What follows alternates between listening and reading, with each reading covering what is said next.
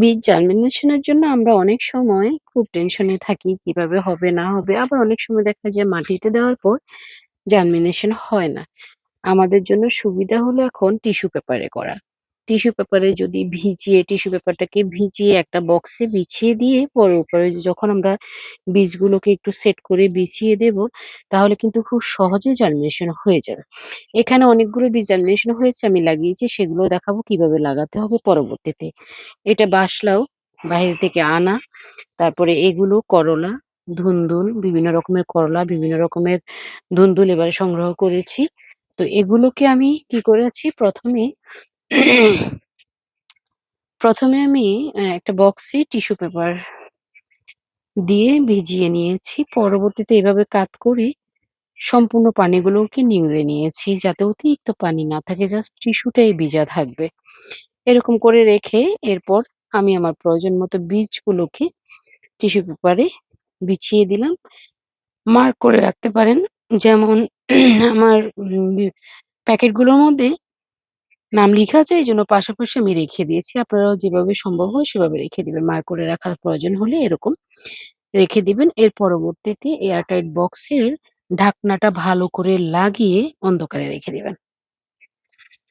অন্ধকারে রেখে দেওয়ার পর দেখবেন যে ৩ থেকে ৪ দিনের মাথায় জার্মিনেশন হয়ে গেছে। আর যেগুলো একটু জার্মিনেশন হতে দেরি হবে সেগুলো অপেক্ষা করবেন। অবশ্যই টিপে দেখবেন যে বীজগুলো ঠিক আছে কিনা। যেমন এখানে অনেকগুলো বীজ জার্মিনেশন হলেও এই যে কয়েকটা বীজ কিন্তু রয়ে গেছে, এগুলো নষ্ট হয়ে গেছে। আবার নষ্ট হয়েছে কিনা এরকম হলেই যে নষ্ট হয়ে যাবে তা কিন্তু না। আপনি এইভাবে ধরে এভাবে চাপ দিবেন। চাপ দেওয়ার পর যদি মনে হয় ভিতর থেকে পানি বের হচ্ছে তাহলে কিন্তু নষ্ট হয়ে গেছে। এটা কিন্তু এই যে এখনো ভালো আছে, এটা হওয়ার সম্ভাবনা এখনো আছে। ফাঙ্গাস পড়লে ভয় পাওয়ার কিছু নেই। এগুলো পরবর্তীতে ঠিক হয়ে যাবে।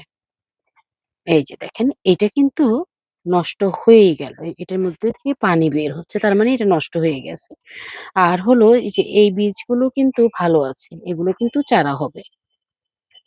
তো একটু কিছু হয়তোবা ৭-৮ দিন লেগে যেতে পারে। আর বেশিরভাগই ৩ থেকে ৪ দিনেই কিন্তু জার্মিনেশন হয়ে যায়।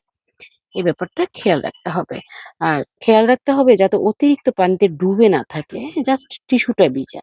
এই যে আমার এই বীজগুলো কিন্তু হওয়ার সম্ভাবনা কম। এগুলো রেয়ার ভ্যারাইটিস করলার বীজ, সাদা করলার বীজ কিন্তু এগুলো হয়নি। এগুলো পচে গেছে। তা পচে যাওয়াটা আমরা যদি একটু চাপ দিয়ে দেখি, দেখব যে ভিতর থেকে যদি এইভাবে পানি বের হয় তার মানে এগুলো হবে না। মাটিতে দিয়ে দীর্ঘদিন অপেক্ষা করার থেকে এভাবে যদি আমরা জার্মিনেশন করি তাহলে আমাদের টেনশন মুক্ত থাকতে পারবো। আর নষ্ট হলেও চোখের সামনে দেখতে পাবো। বারবার উঠিয়ে দেখা বা কোনো কিছু ঝামেলা থাকবে না।